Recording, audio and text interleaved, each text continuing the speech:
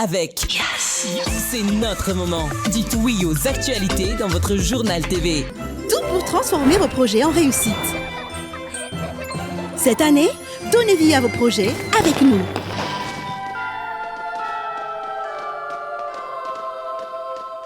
Manolotra anao ny vaovao. Global Simon no ambadika ireo nofinofy, ireo rindrina voatsangana ary ireo fotodrafitrasa sy ny lalana rehetra. Global Simon, ho mafiorina no avy. Manolotra anao ny vaovao.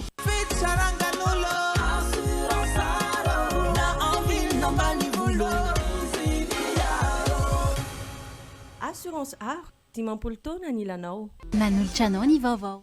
Salama tompoko, tonga soa tamin'ny Pegasus e. Zay dia mamokatra kidoro vita avy amin'ny mosy. Tena mateza, voanja fiafy. Manolotra anao ny vaovao.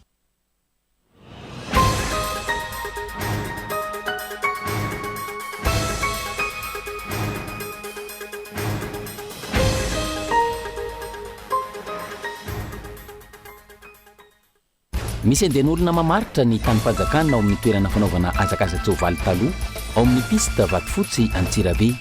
Raha ny fanadihadiana natao teo an-toerana, namidiny ireo tompona andraikitra teo anivon'ny fiadidian'ny faritra avaky nakaratra teo aloha ity tany ity, ka amin'ny sasakalina ny fametrahan'izy ireo ny borne ary trano efa maromaro no mitsangana hatreto. Raha ny fantatra ihany koa, tanakavanan'ny fitondrana teo aloha ny tompon'ireo trano efa mijoro ireo. Mila fahatonga vatsaina avy amin'ny olom-pirenena tsirairay ny fanarenana ny firenena raha tiana ny ametraka ny fanavaozana hoe ny filohan'ny antoko otrikafa. Samby tompon'antoka tokony hitondra ny anjara-birikiny amin'ny fananganana rafitra vaovao na ny mpitondra na ny vahoaka.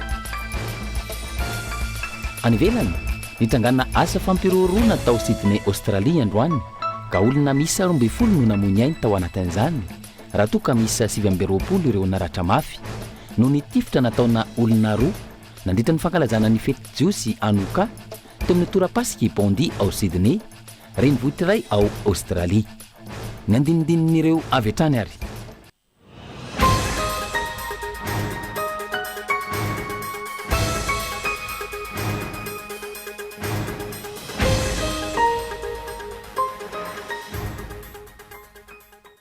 Miarabanao indray tompoko lasy tompoko vavy tonga soa atao anatin'ny fampahalalam-baovao ny fahita lavitra kolo amin'ity alina ity. Manasanao anaraka izany hatramin'ny farany. Vaovao avy any Antsirabe avy hatrany ary ndehaniko afantsika izay fampahalalam-baovao izay amin'ity alina ity.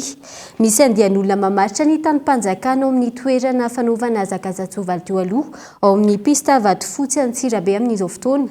Raha ny fanadihadiana natao teny an-toerana namidiny ireo tompona andraikitra teo anivon'ny fiadidian'ny faritra avaky nakaratra teo aloha. Ity tany-panjakana ity ka amin'ny misasakalina izy ireo no mametraka borne ary trano maromaro no mitsangana ao an-toerana amin'izao fotoana. Raha ny fantatra, tanakavana ny fitondram-panjakana teo aloha no tompon'ireo trano mijoro ao an-toerana raha ny fanadihadiana trany. Andrinirina Randriamiarsoa, Kolo Antsirabe. Anisan'ireo niteraka resabe teto amin'ny renivohitriny faritra vaky nakaratra amin'ny mahakasika ny famaritan'ireo andian'olona tany eto amin'ny piste Vatofotsy Antsirabe. Raha tsy ahivana ny tantara dia toerana fanaovana hazakaza-tsoavaly ity toerana ity teo aloha ary anisan'ny tena nahafantarana ny tanàna Antsirabe. Taty aoriana dia nanangana fitondram-panjakana teo aloha an'ireto birao-panjakana maromaro sy université ary tafiditra tao anatin'izany ihany koa ny tetikasa tranomoro. Amin'izao fotoan'izao anefa dia misy andian'olona maro izay maritra tsokosoko ity tamin'ny-panjakana eto amin'ny piste Vatofotsy Antsirabe ity, arak'izao hitantsika amin'ny sary eto izao. Ary rehefa nanontaniana ireto andian'olona ireto dia laza izy ireo fa ity tany ity dia efa novarotan'ny tompona andraikitra teo anivony faritra vaky nakaratra teo aloha ary amin'ny sasakalina no fametrahan'izy ireo ny borne, ka avy eo dia roso tamin'ny fananganana ireto trano ireto izay manana taratasy fahazoan-dalana hanangana trano izay tsy fantatra mazava hoe iza ny nanome ny fahazoan-dalana. Tsy misy fampahafantarana ny vahoaka korona antsoina amin'ny teny vahiny hoe appel d'offre ity tany ity, fa avy hatrany dia amidy eny ambony latabatra, ka izany no antony mahatonga ireto andian'olona mamaritra tany eto amin'ny piste Vatofotsy Antsirabe ireto raha ny fanazavana. Raha ny zavatra tokony ho izy zany naverin'le fitondrana malagasy aloha le sotoavina teto taloha, zay izy vao nanao zavatra hafa raha ohatra ka tsy verin'le izy. ka teto zavatra tena nampalaza n'izany vakina karatra zany ny atao hoe korsa soavaly zany hatrany Ambatolampy tonga aty amintsika aty atraiza Tananarivo tonga aty amintsika aty kanefa amin'izao fotoana izao a zao ary ny zava-misy eto zao rahantsika mahita zao ahoana moa tsy tonga saina le olona zavatra tsy natao hoe akinafinafina zany fa tena tonga dia kalamanjana miariary be ohatran'izao nanaovan'olona le izy. Misy mantsy zao efa hitanao reny tsano mijoro reny a dia tsy hay hoe taiza ary nazahoana an'ireny dia taiza ny fividianana an'ireny nefa raha mba nisy tokoa ny lavantina ataon'ny fanjakana tao anatin'izay mba mety anisany koa ny tena mba vidy. Fotoana zany ty tany ty a efa misy borina mitsatoka daholo eny anatiny eny a tamin'ny fitondrana teo aloha andro amin'ny sasakalina no mandatsaka borina eto amin'ity piste Vatofotsy ity. Raha mijerina rehefa efa feno borina daholo tany efa lafo tamin'ny fitondrana teo aloha daholo zany ty tany ty. Fandiniako anazy satria betsaka miborina mijery eny ary afaka mijery zany eny. Fa reo olona reo tsisy procédure na amin'ny azo hoe ndana mamaritra ery fa dia tonga dia sahala amin'ny heritra eny ndao tsika mba hamaritra zany. Fa tokony io mafy le permis fahazahoako anazy alohan'ny hananganana hoe dia efa mitsangana le permis fa reny tany reny efa nitsangana zao vao misy permis mitsangana. Maro be ireo tamin'ny mpanjakana teto Antsirabe no nisy namaritra tsotro zao toy ireny teny amin'ny terrain 2 amin'ny fokontany Antanambao Tomboarivo ary nisan'ny tena nitarika ity famaritana tany teto amin'ny piste Vatofotsy Antsirabe ity dia ireo miaramila ka nanaraka ho azy avy eo ireto farany ary fantatra ihany koa fa ny olona ambony eo anivon'ny faritry vakina karatra izay tanakavanan'ny fitondram-panjakana teo aloha no tompon'ireto trano efa nitsangana eto ireto raha ny fanadihadiana trany. Feo dia mba tonga koa zany zay mba mamaritra kely. Feo maro be mandeha dia masamy maka. Aloha mbola miankina amin'ny fitondram-panjakana satria fanjakana ihany koa zao no miara-maka amina eto. Raha ohatra hoe mba azo atao ihany ny amezana azy mirary fa tsy omena amin'ny mpanambola satria reto olona nanangana reo zao olona manambola reny fa tsy olona sahirana. Tanakavana fanjakana teo aloha dia afaka ny manambola dia manao. Teny Antsinanana vohatra nisy ohatran'izao. Teny vohatra nisy taty tany andray Kibatany efa nisy be dia be ty Antanambao ty moa indrindra tena tany mpanjakana ara-dalàna io. Hitanao le ao amin'ny terrain diosy ny karazany io misy tanàna Antanambao rehetrarehetra io izay tsy mahalala fa tamin'ny mpanjakana io efa tady be tsara. Fa reo laibalaiba ny olona ambonimbony sy ny karazany reo any no manana fahafahana hividy sy hipetraka amin'ilay toerana. Fa raha vao olona mafimafy ady sahala aminay izao zany dia efa misy borina anay io efa sahala amin'izao aminay io efa tatray tsara fa raha ohatra ka hoe enjehan'ny lalàna le olona nahazo tany teny vohatra enjehan'ny lalàna tony olona tony dia enjehan'ny lalàna aby manao tsy mety rehetrarehetra dia manaiky izay fa hoe mana misy fahadisoana. Fa raha ohatra ka hoe avela amin'izao fotsiny teny vohatra avela amin'izao tony Antanambao tony tsy mba tony ena zao efa tsy tombo. Aiza zany no len'le olona kely majinika. Araka izany dia andrasana ny toyan'ity famaritana tany eto piste Vatofotsy Antsirabe ity ankilany efa namoaka didy fampitandremana ny avy eo anivony fiadidina ny faritry vakina karatra mba hiaran'ny lalàna avy hatrany izay mikiry makakeriny ity tamin'ny mpanjakana ity. Fa mila fahatongavan-tsaina avy amin'ny olom-pirenena tsirairay avy ny fanarenana ny firenena raha tiana ny hametraka fanavozana hoy Elia Rabevahiny filohan'ny Antokotrikafo samy tompon'andraikitra tokony hitondra ny anjara birikiny amin'ny fananganana rafitra vaovao ny mpitondra sy ny vahoaka raha ny fanazavany. Rina fitiavana no mitatitra ny Jibrianzay. Isan'ny nisongadina nandritry ny asa mba homera tao amin'ny fikonan-doha ny antoko politika nanomboka ny zoma teo ny fametrahana paikady hamerenana ny asy ny fanaovana politika sy ny antoko politika ny famolavolana fehi-kevitra iray entina miatrika ny fikonan-doha-pirenena. Misy ny lesika amin'ny fanaovana politika eto amintsika ho ny filohan'ny Antokotrikafo antony sy ny krizy politika niverimberina niteraka hetsi-bahoaka miroso amin'ny fanavozana ny fitondrana ankehitriny tokony ho samy tompon'andraikitra ny mpanao politika ny olom-pirenena anisy ny fomba fanao tsy nety teo aloha raha tiana ny anarina ny firenena. Tsy modely tokoa ny mpisehatra politika manoloana amin'ny vahoaka malagasy fa saingy izao koa nefa tsy misy afaka miala amin'izay lafin'izay tsika fa samy manana ny raikitra ao anatin'izay avokoa na ny mpanao politika na ny vahoaka malagasy ao anatin'ilay izy satria mila atao mazava koa ilay izy fa tsy ny fanao politika ihany koa nge ny voavidin'ilay koveta ray, sio ray sy vary ray kalao fa ny vahoaka malagasy izay mpifidy. Raha ohatra nge ka tena sarotiny amin'ny fiainam-pirenena ny vahoaka malagasy, raha ohatra ka sarotiny amin'ny fanaonaovana foana amin'ny mpanao politika ny vahoaka malagasy tsy sahala amin'izao nge ny zavatra misy iainan'ny firenena fa misy koa zany olona eto amintsika tsy miaino anao izy raha tsy omena sio ray, raha tsy omena koveta ray, marina fa miaino anatina fahantrano tsika sy ny karazany fa izay hoe samy tompon'andraikitra tsika dia misy fotoana zao ahafahana manarina miaraka n'ilay firenena dia izay mitona ny rehetrarehetra hoe samy mandraina ndraikitra tandrify azy ahafahana manarina ny Madagasikara. Efa nambara ny filoham-panjakana ombieny fa miainga avy any amin'ny toetsainy tsirairay ny fanavozana napetraka eto amin'ny fireneny.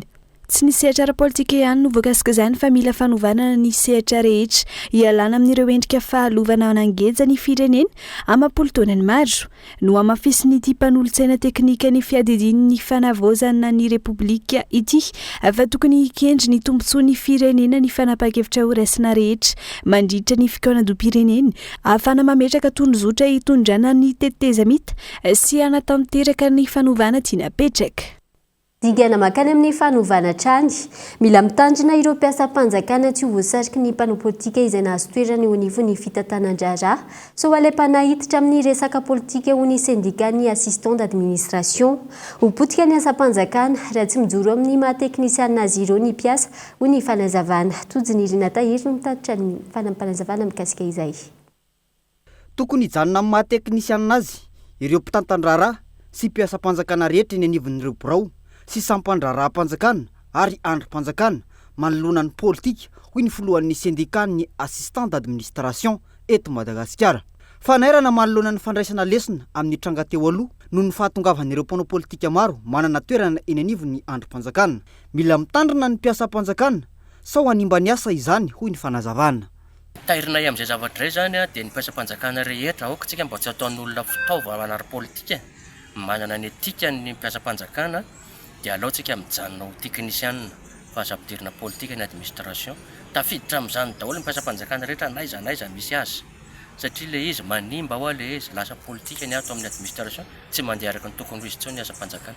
Tsy tokony hitsabahan'ny mpanao politika be loatra ny asan'ireo teknisianina eny anivon'ny asa-panjakana fa manimba ny asa-panjakana izany ho hiatrany ny syndicat ny assistant d'administration eto Madagasikara. Aniarana mpitondra ihany koa ny tsy iverenan'ny nataon'ny mpitondra teo aloha izay nisy fanerena olona hifindra toerana na hametraka olona amina toerana iray noho ny fikatsahana tombontsoa politika. Betsaka ny mpanao politika ny manao kajikajy indrindra ny amin'ny resaka tonga ny fifidianana dia manao préparation ana toerana izay mikirakira an'izany izy ireo dia ny tena voakasika izany dia ny fanendrenan'ireo lehibe ny boriboritany na ny chef d'arrondissement dia lasa hidiran'ny politika izy satria indraindray zao olona any amin'ny région any no forceny fotsiny na tereny fotsiny ny tompony andraikitra apiditra azy aty amin'ny administration.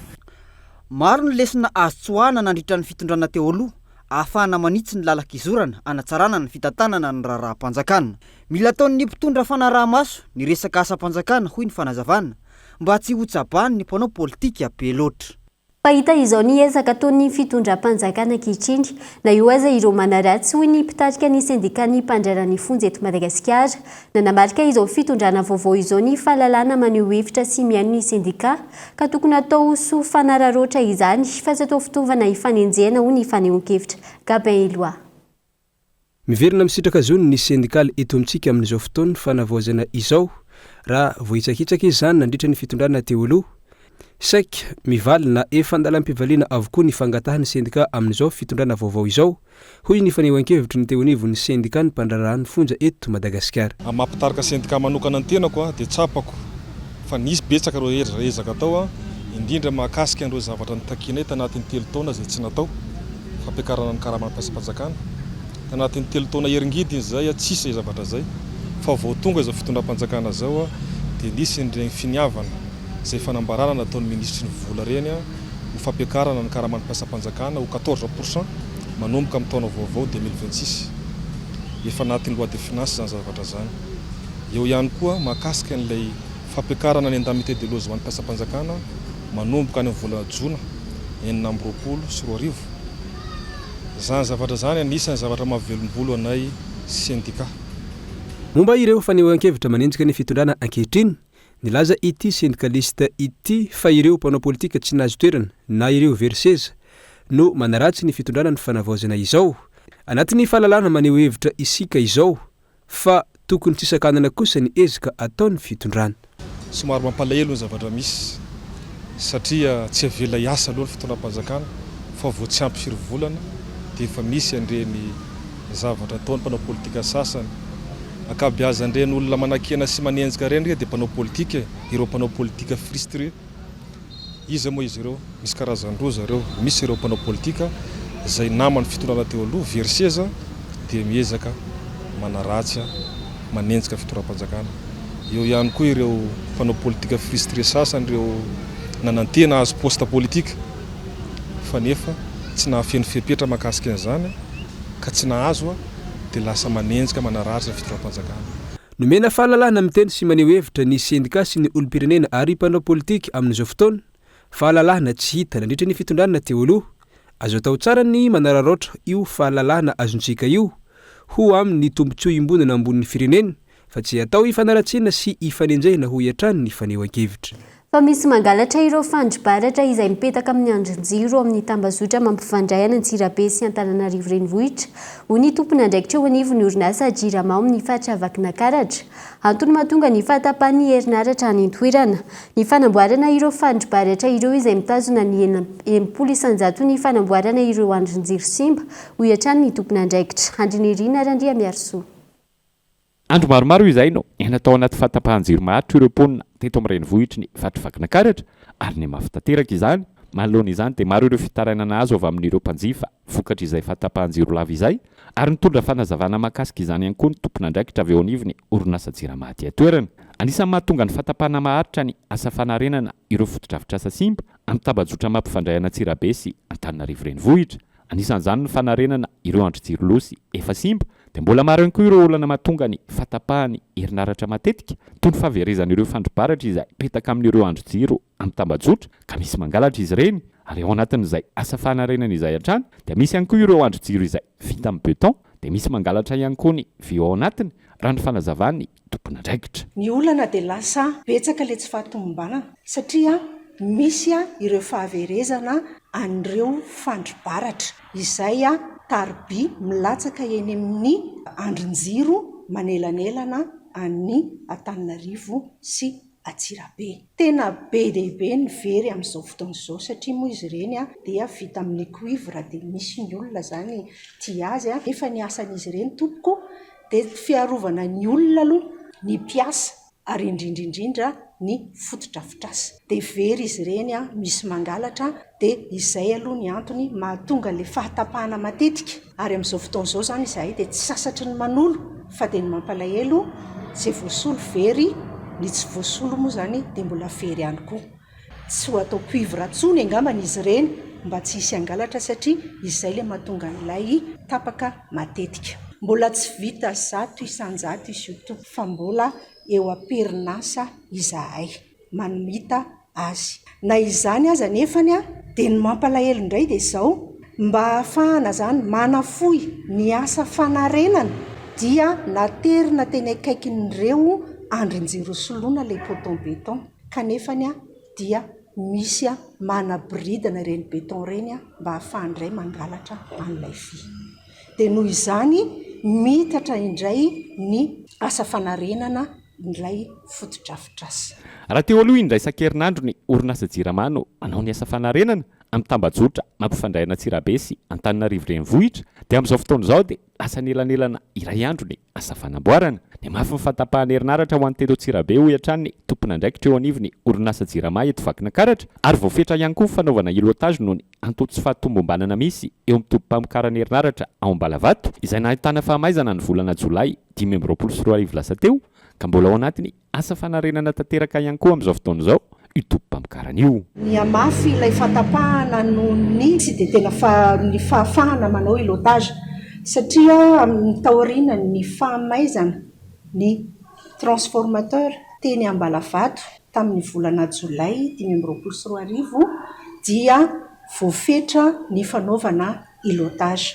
Efa manatanteraka ny asa fanarenana vokatra izany fahamaizana izany ireo mpiara-miasa na concessionnaire Vestop amin'izao fotoana izao fanaizana izany ary ny tanjaky ny vokatra eny Ambalavato amin'izao fotoana izao dia mametra ihany an'ireo toerana afaka mahazo jiro mandritra ny ilotage. Araka izany dia mitohy hatrany ny asa fanarenana izay ataon'ny orinasa Jirama eto Vakinankaratra amin'ny tsy fahatomboanana misy eo amin'ny tambazotra mampifandray Antsirabe sy Antananarivo renivohitra izay manodidina ny 80% ny asa vita amin'izao fotoana izao. Fa isany tao anatin'ny doka fohy isika mialohan'ny idirana amin'ny tapany faharoa.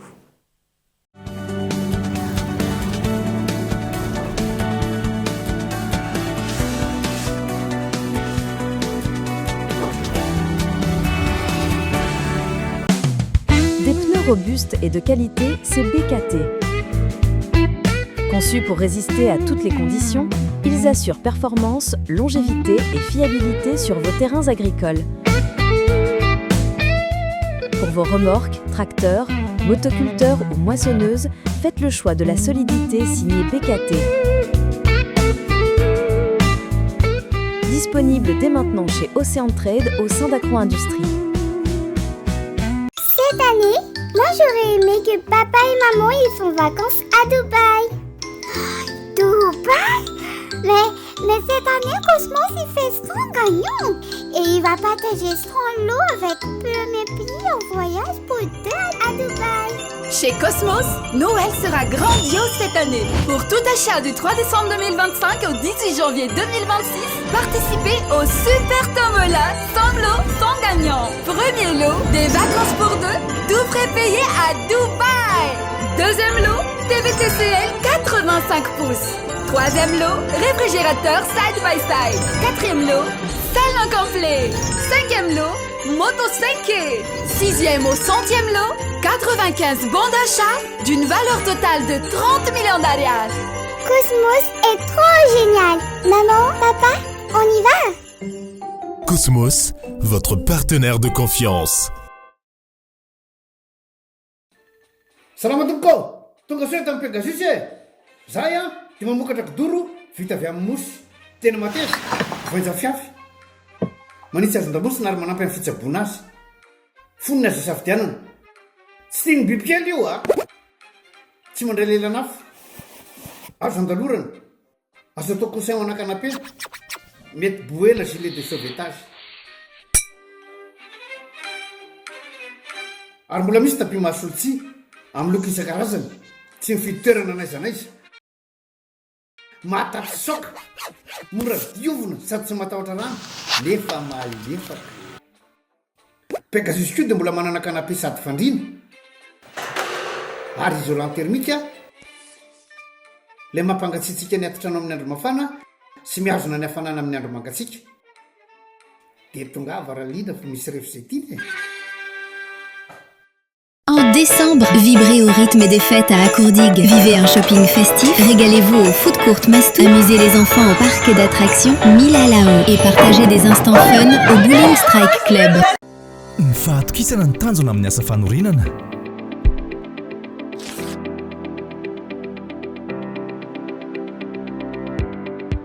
Dimy amby folo taona izay no nisehatra tamin'ny asa fanorenana.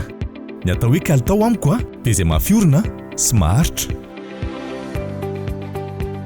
Hafa mihitsy ny Global Ciment satria mora ampiasaina, angampiasa izy ary mahafa-po hatrano ny vokatra azo. Ny fanorenana trano dia tsy vitan'ny fananganana rindrina fotsiny ihany fa fanatanterahana ireo nofy, fanomanana ny hoavy ary antoka sy lova ho an'ny taranaka. Feno fatokisana miaraka amin'ny Global Ciment, fantatro fa ho mafiorina ny tranonay. Ho an'ny fotodrafitr'asa rehetra ataonay dia Global Ciment ihany no atokisanay. Mety amin'ny asa rehetra, tsy miova ny kalitaony, mahomby hatrany, tena manaraka ny fenitra takiana. Global Ciment no ambadika ireo nofinofy, ireo rindrina voatsangana ary ireo fotodrafitr'asa sy ny lalana rehetra. Global Ciment, ho mafiorina ny hoavy.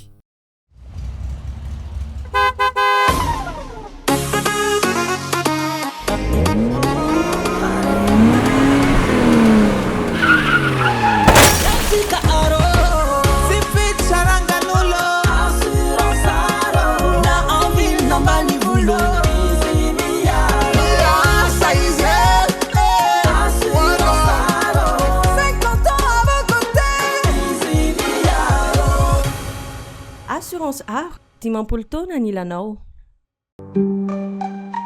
Taraiky le mail avec be, ty tsisy connexion titas. Denise moa tady lova mirany. Le bêtise anaovana recherche. Misotrany ve hoany trondra? Soko ve mariany zany? Pi puissance S moins 1 fois sinus de pi. Mila me télécharge fiche fa trop be ty miaro torty. ndry faly ery sao ry zareo rehefa ho teneko hoe apiditra fibrine. Fibrine 49 000 ariary fotsiny dia efa manana fibre optique ao an-trano tonga vaingana any amin'ny asa tao akaiky anao.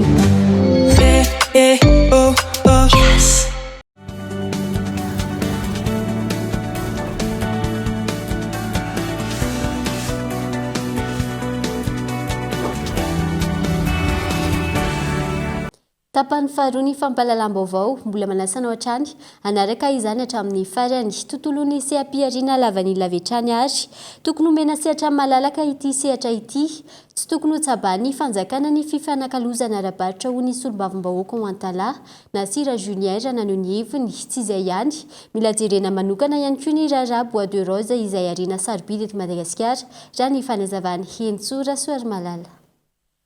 Marary ny sehatry ny lavanila eto Madagasikara hoy na Sira Julien solombavim-bahoaka ny an-talahy ka tokony atao malalaka io sehatra io izay anisan'ny lalana ampandroso ny firenena. Tsy tokony tsabany fitondram-panjakana sy ny antoko politika isan-karazany ny fifanakalozana ara-barotra ho izy nanamafy tokony ho jerena kaiky ihany koa ny arena voajanahary toy ny Bois de Rose. Mikasiky ny vanille mikasiky ny ara-barotra zany tokony malalaka atao malalaka tegna malalaka zegny agnisan'ny mampandroso ny firenena tsy tsabotsabany fanjakagna tsy tsabotsabany isan-karazany zany ny resaka fanakalozana ara-barotra agnisan'ny rasan'ny vahoaka zay zavatra zay. Aveo koa zany rasan'ny vahoaka am'izao fotoana zao koa ity Bois de Rose ty. Bois de Rose efa tapaka am'izao fotoana zao fa ela fa 4 taona fa 10 taona tapahana Bois de Rose mipetraka fotsiny ohatrany tany karoty tsisy fanjakagna letra zay teto Madagasikara zavatra rem-pirenena mipetrapetraka ho azy tsy alefa ny fanakalozana ara-barotra raha zavatra tokony ambidy miandrandra amin'ny fotoanagna vaovao zao amin'ny fanaovana repoblika zao ampandeha faingany Bois de Rose fa tena ilain'ny vahoaka arena be mipetraka amintsika malagasy amin'izao fotoana zao. Etsy andaniny malona io olona ny lavanila io nilaza ny filohan'ny anteny meram-pirenena fa tao anatiny 70 andro monja niakatra 4 alina sy 2 ariary ny vidin'ny lavanila raha oharina amin'ny vidiny fototra 3,000 ariary. Midika izany fa niakatra manodidina ny 4,900 isan-jato ny vidiny. Manam-porofo izy ireo fa misy fihetsika sy vokatra hita maso eo amin'ny fitantanana ny sehatry ny lavanila. Vokatra izany velom-panantenana indray ny vahoaka mpamboly lavanila izay efa ela no njaly tamin'ny fanararotana ny tsenany raha ny fanazavana hatrany. Nandritra ny 3 andro ny fanamariana ny fetin'ny taranaka tao amin'ny FLM Grand Pavois Ambourvy izay nofaranana tamin'ny fitaom-pivavahana lehibe ho fisaorana an'Andriamanitra. Ho fanarenana ny tafitran'ny fiangonana ny ezaka sy ny asa nanamariana io fetin'ny taranaka tao amin'ny FLM Mahajanga io. Anja Robert Kolomajanga. Ary raha ny oloko marina velony finoana. Io teny soratra masina no tsongaina avy amin'ny Hébreu 10 io no nentin'ny fiangonana loteriana ao Grand Pavois Ambourvy Mahajanga nanamariana ny fetin'ny taranaka nandritry ny 3 andro ka fitaom-pivavahana lehibe ho fisaorana an'Andriamanitra no nanamariana izany. Andriamanitra manakare-pahasoavana ny kitay sy anome soa ny taranaka rehetrarehetra mba anana taranaka vanona avy amin'Andriamanitra ary taranaka velona amin'ny finoana araka ny loahevitra androany. Zany hoe raha io loahevitra io no resahana dia ny olona velona amin'ny tenin'Andriamanitra io no tonga hiasa ho an'Andriamanitra hiasa vokatry ny fitiavana amin'izay rehetra atao. 20 taona izay no niorenany ity FLM eto Grand Pavois ity ka ny fanamboarana ny tafon'ny fiangonana no ezaka natao nandritra ity fety ny taranaka ity. Ny ezaka izay atao androany entina hanatsarana ny tafon'ny fiangonana tonga be deaibe ny zanak'ampelezana rehetra nanotrona ny mpiara-monina tonga teto saorana an'Andriamanitra izay rehetra natao teto fa na maro ny tonga. Natao ivondronan'ny kristiana rehetra zanaky ny fiangonana sy ny zanak'ampelezan'ny fiangonana ny fetin'ny taranaka toy izao. Anehoana ihany koa ny voninahitr'Andriamanitra amin'ny asa rehetra izay ho tanterahina entina mpandrosoana ny fiangonana. Lafim-baovao hafa kosa indray, taranja iray efa manana ny toerany sy misarika tanora maro ankehitriny ny sport sy ny gaming. Raha ny jeu vidéo manokana efa misy mpamorona izany eto Madagasikara amin'izao fotoana, efa mandray anjara amin'ny fifaninanana iraisam pirenena ihany koa ny tanora maro. Manatalita amin'izany antony hanohanana sy ampahafantarana ny asy Madagasikara ny fisiany ity taranja ity. Tsiaro Soarvelo. Maro ankehitriny ireo tanora liana sy miavao amin'ny fahaiza-manao ao anatin'ny tontolon'ny e-sport sy ny gaming. Fikambanana iray efa miroborobo eto amintsika izao ny Tekken Madagasikara, izay ahitana mpilalao sy mpandray anjara mavitrika mandidina ny 500 isa. Ny fifaninanana amin'ny Tekken izay efa tafiditra ao anatin'ny circuit international ankehitriny ary raha ny fanazavana.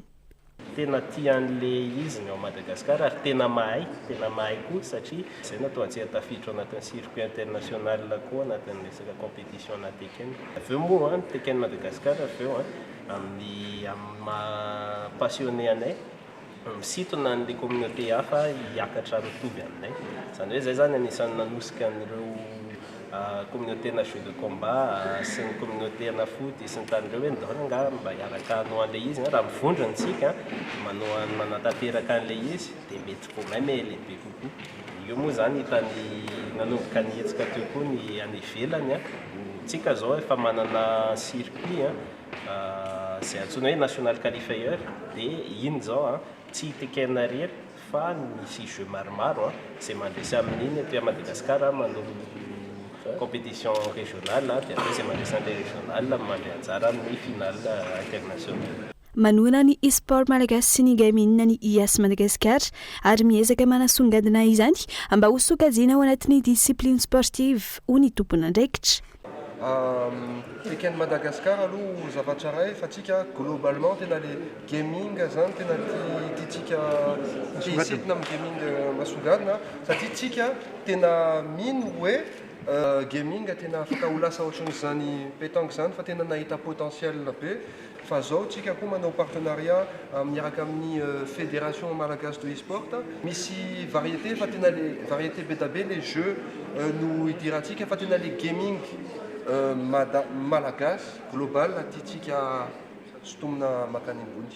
Ankoatra ny Tekken, isan'ireo efa misongadina ihany koa ny soka izay nanolotra lalao vaovao ludoka azo jerena ao amin'ny IAS Handmoa. Ny farana ny fiara-miombona antoka teo amin'ny Tekken Madagasikara sy ny IAS raha ny fanazavana. Nisy araka izany fifampizarana nataon'ny Rajao Mazava Abraham tamin'ireo tanora liana sy misehatra amin'ny e-sport sy ny gaming na teny Andraharo no karakarain'ny IAS Madagasikara.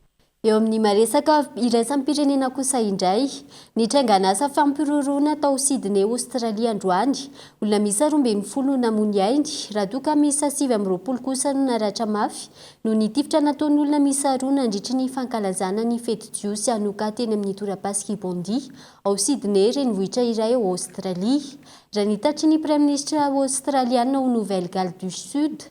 Maty voatifitra ny iray tamin'ireo navandoza, raha doka naratra mafy kosa ny iray arahina mafy ny ainy amin'izao fotoana.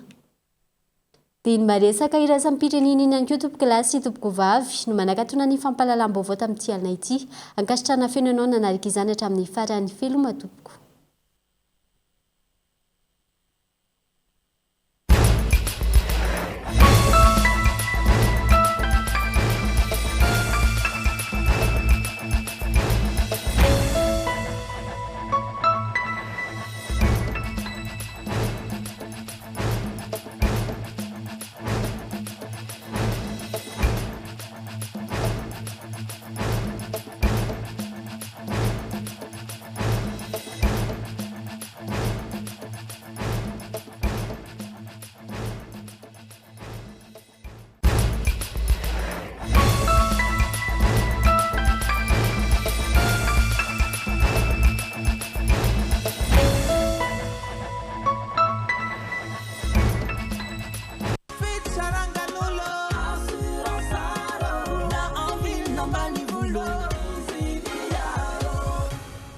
Assurance Art, Dimampolo taona ny ilanao. Ça a présenté Nivava.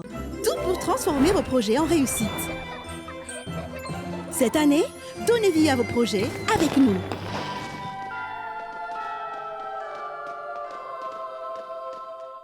global ciment no ambadika ireo nofinofy ireo rindrina voatsangana ary ireo fotodrafitrasa sy ny lalana rehetra. Global ciment ho mafiorina no avy. Salama tompoko, tonga soa tamin'ny Pegasus e. Zahay dia mamokatra kidoro vita avy amin'ny mosy. Tena mateza, voanja fiafy. Ça a présenté Nivava. Avec Yes, c'est notre moment. Dites oui aux actualités dans votre journal TV.